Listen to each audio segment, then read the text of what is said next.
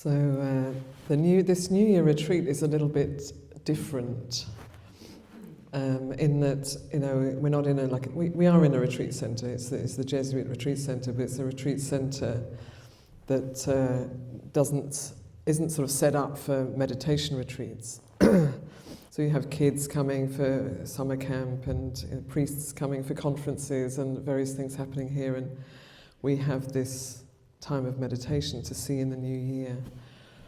And you know, we used to live not so far away from here when we first started coming. I think we first started, and you know, we would load up a van and bring stuff from the monastery and set up here, and now we live in at the very, very north of America. We're just like a skip and a hop from Canada up in Washington State. And so this retreat has come together through many hands. So many of the meditation mats came from SBMG, the Sacramento Buddhist Meditation Group, lent some, and Dhammadharini Bhikkhuni Monastery loaned some, and then we brought some down on a cargo carrier on the back of our car coming down from Port Townsend, and then other people have brought them. So the comfort, good enough comfort here is through many hands and many hearts, and also the flowers on the shrines. You know, this is like many beautiful offerings from different people coming together and creating kind of, when I first looked at that, I was like, oh, it's like a forest of flowers. You know, the Buddha's sitting in this forest of flowers. That is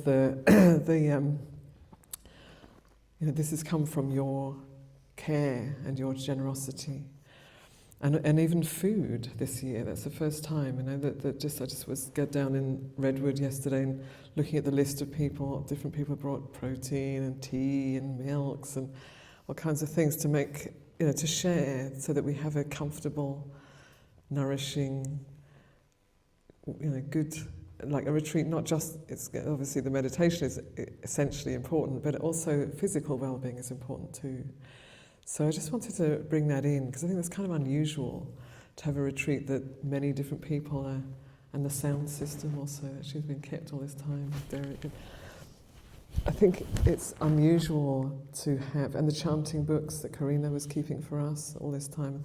So, many people are coming together to make this happen, and it's us, not other people. We are. So this is a community. It's a coming together for this time, supporting each other.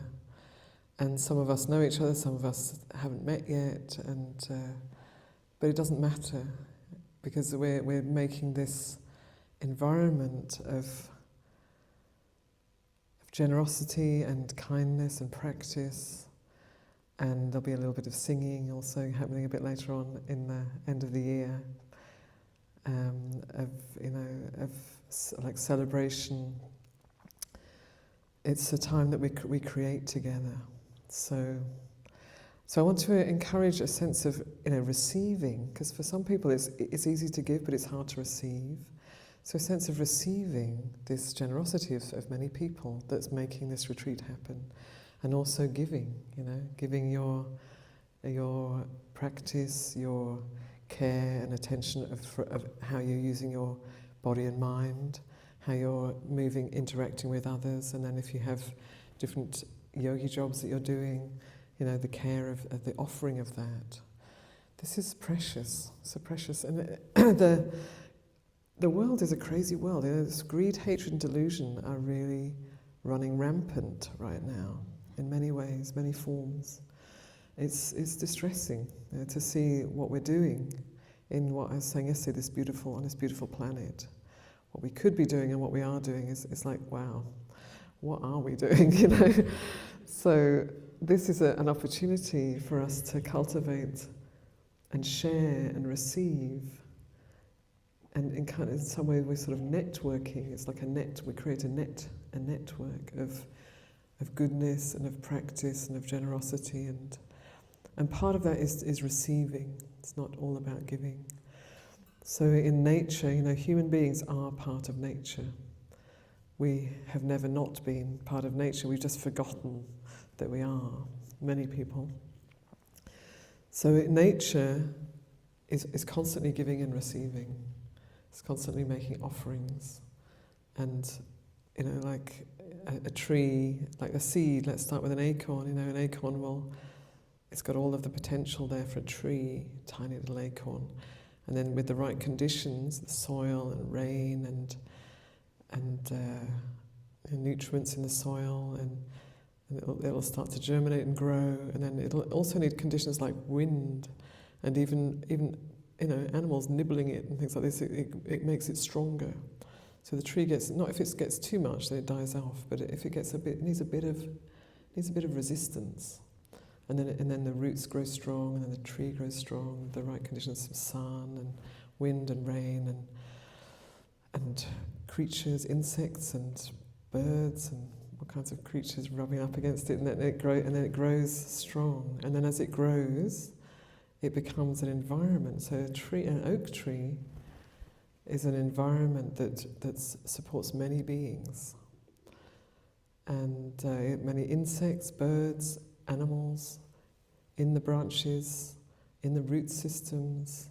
And then of course now we know about the mycorrhizae, the like fungus that goes between the roots of different trees and communicates, passes on nourishment and messages. It's like amazing, this whole system.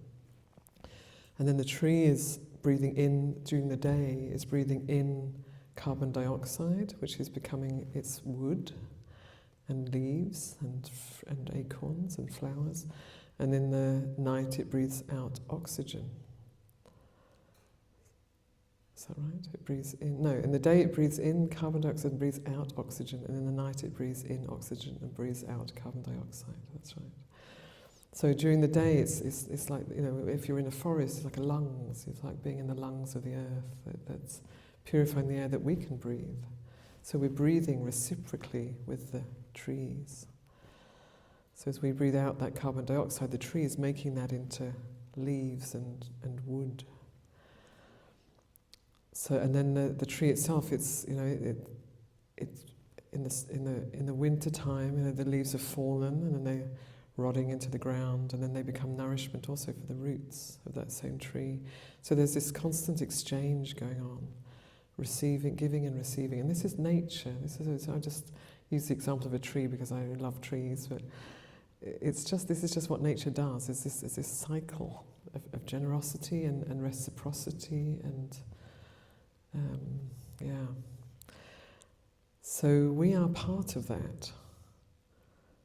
And the only thing that stops us really fully benefiting from that is the thought, I am separate. Or not me, perhaps. Not me, I'm not like that, I'm not part of that. Or the thoughts of I am, really, that create a sense of separation and otherness. And because we've got so steeped in that, we've forgotten that we're part of nature, and so we use nature. We think it's a commodity that we can use. We forget that no, it's actually part of us, and we're part of it. And when our body dies, it goes back to nature. Nature uses our body. Not even before we die, actually. The hairs that fall from our head every day, and the skin that sloughs off, It's all cycling all the time. So, as part of that attunement to nature, to remember that everything in nature is giving and receiving. That's how ecosystems work. That there's a giving and receiving, a sharing, and also sometimes protecting, and sometimes making things delicious to be more attractive. There's all of these different things that nature does. But essentially, that's this process of giving and receiving. Into being, as Thich Nhat Hanh put it, into being. So let's. I really just want to encourage a heart of receiving, that you check in with your heart and see, is it able to receive? Can you receive the kindness and care of many people that are making this retreat possible? And even when you breathe in, to know that you're breathing in air from these trees. We're part of that. And as we breathe out, we're letting go, and the out-breath is offering nourishment to these trees around us here, and plants. So it's not just to think about it in the head, but to drop down into your heart space and just to see what's there, because sometimes our heart just kind of shuts down, it's all too much, the world's a terrible place, kind of give up on humanity, it's all terrible. And that's not a good place to stay at. It's not a helpful place to dwell, because we are part of humanity, and what we do and how we think and speak and act matters. And even though it doesn't always look like it matters very much, but how we use our mind is very, very important. Even you can hide your thoughts from most people. Actually, how we use our mind really, really matters. It's essential. So so the thinking mind and also the heart mind. So I'd just like to shift into meditation now. So find your posture for meditation.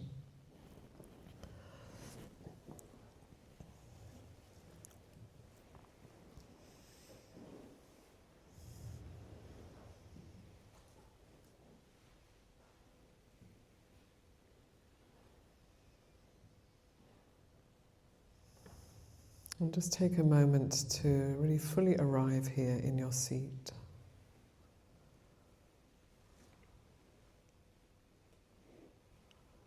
Feel the weight of your body pressing on the seat beneath you.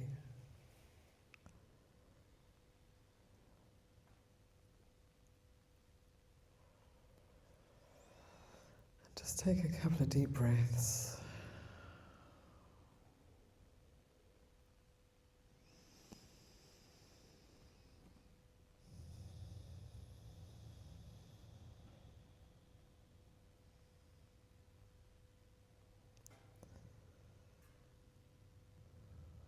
Take a moment to just feel into how it is to sit here.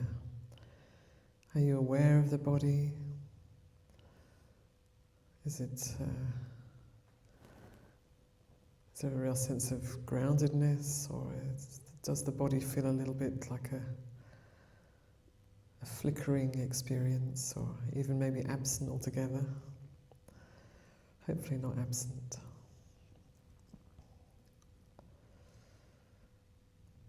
And just take a moment to breathe into your body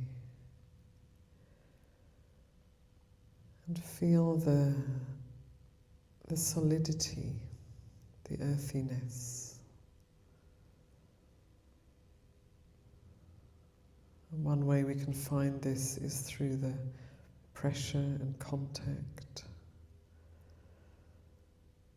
So you might be aware of your hands.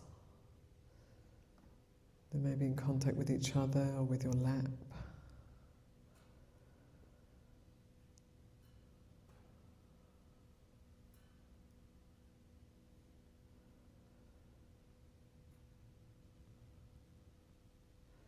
Your arms, perhaps resting against the body.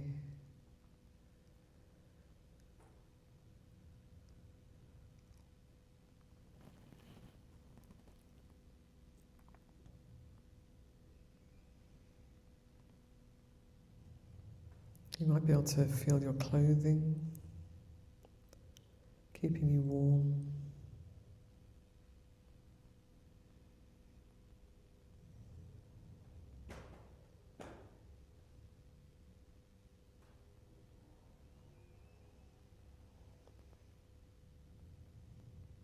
And being aware of your head, you might notice coolness or warmth.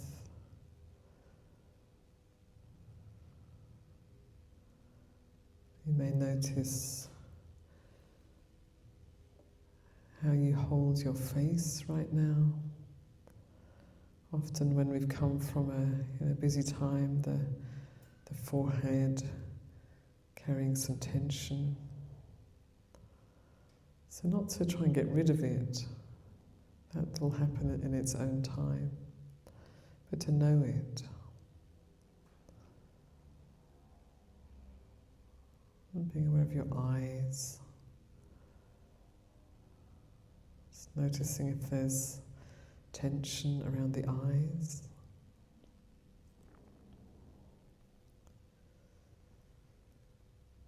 I'd just like to invite you to imagine that there's some spaciousness around your eyeballs.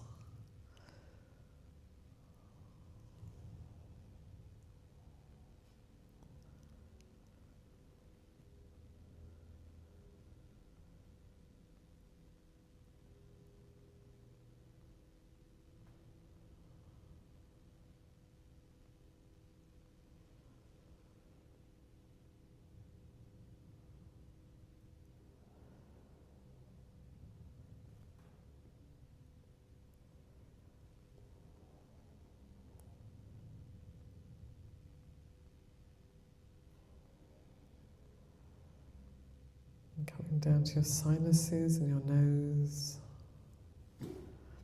Funny enough, we can even have tension in the nose. So just inviting a relaxation of the nose.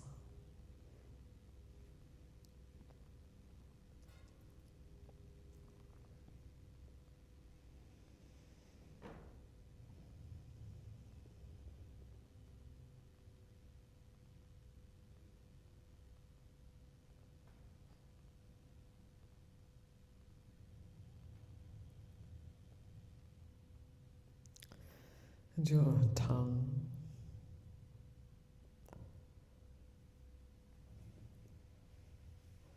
The tongue can also be holding tension.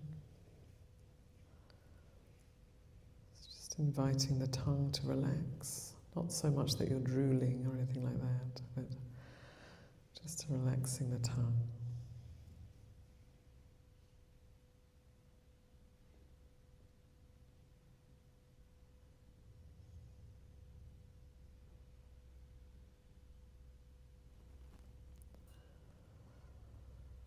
And your jaw. Sometimes we can have ongoing tension in the jaw. You can wiggle your jaw a bit if you need to. Stretch it.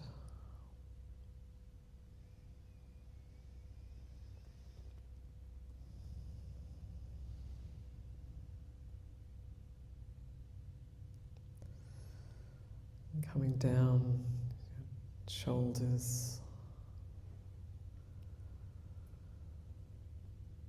Just inviting kind of a melting of the shoulders.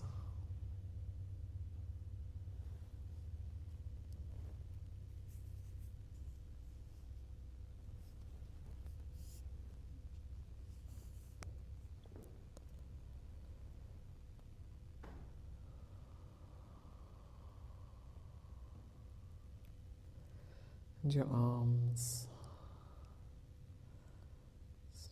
Bringing your attention right into your arms, not just thinking about them. Just feeling, how do they feel? Is there a warmth where they're resting against your body?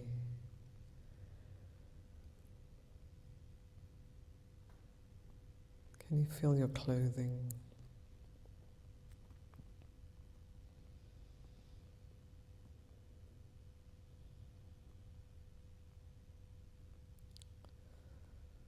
Your hands, very sensitive.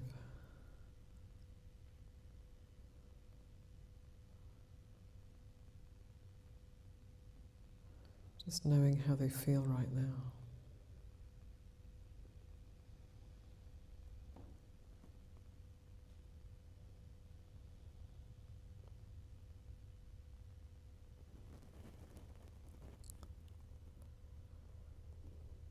And bringing attention to your upper torso, your chest and your back.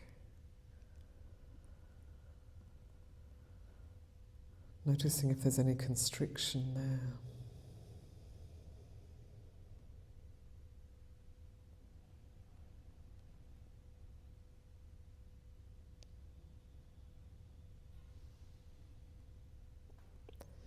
And the breath can help open up the chest. Also slight, subtle changes of posture can help.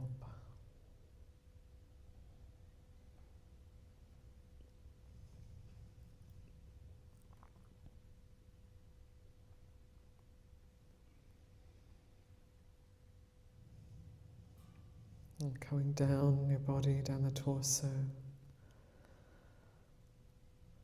Just being aware of the diaphragm, which is kind of in the middle. Can also be a little tight sometimes. So just inviting a relaxation of the belly and the diaphragm.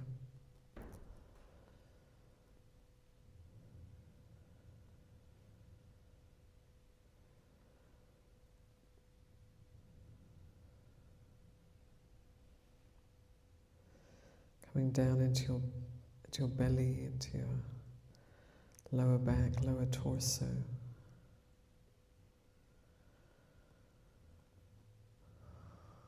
Bringing your attention right down there. How does it feel?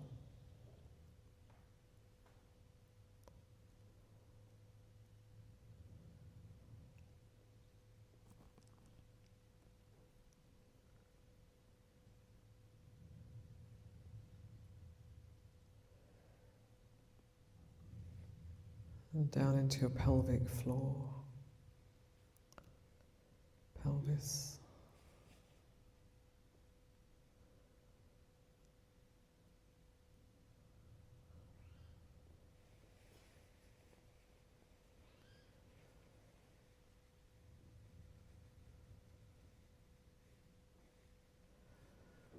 And your legs. Feeling the thighs are strong, big bones, muscles.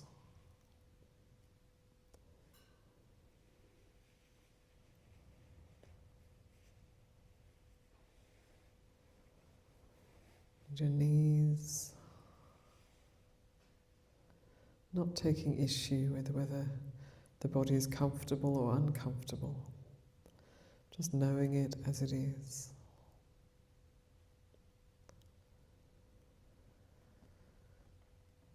And being aware of your lower legs. So really bringing your attention into your lower legs, what they feel like.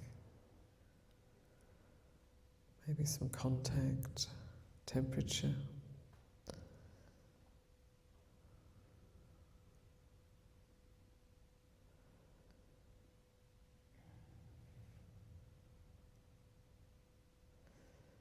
Coming down to your ankles.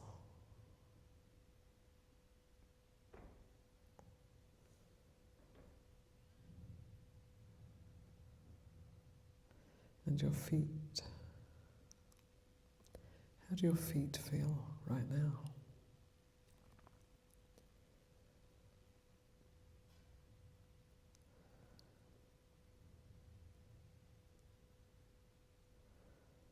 And starting with your big toe, just seeing whether you can be aware of each toe or not.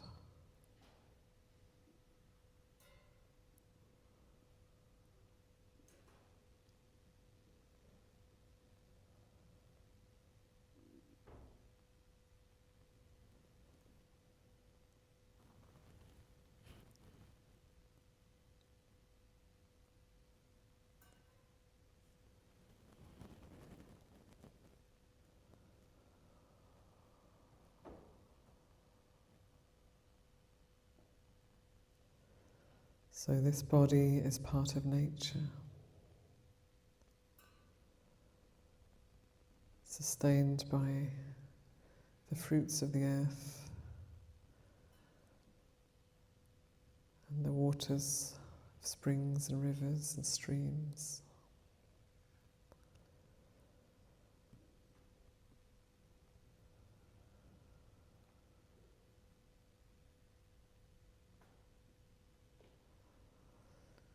So coming into proper relationship with this body. So our life isn't all about the mind. The mind is a very important part of life, but only part. So spending some time with this body that's going to sit through many long periods of meditation. It's going to get cold and hot and sometimes maybe hungry and satisfied. And it's going to do the things the mind asks it to do.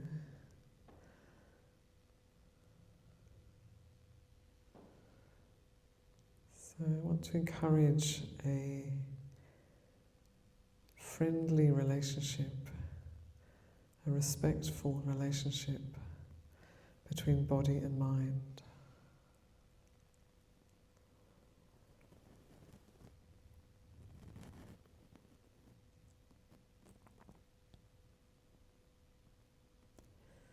So for the rest of this meditation, about 20 minutes, I'd like to invite you to sweep your attention just as I did,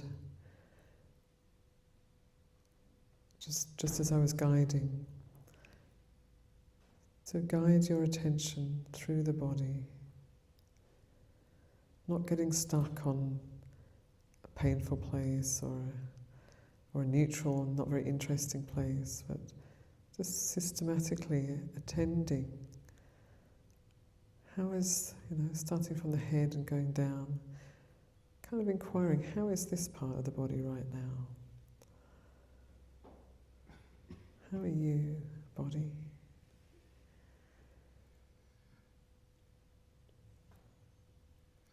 So I'm going to leave you to practice that. And it may be that your mind glances off, wants to get into something more interesting. So then bring it back. Wherever you left off, bring it back. And just bring a kindly inquiry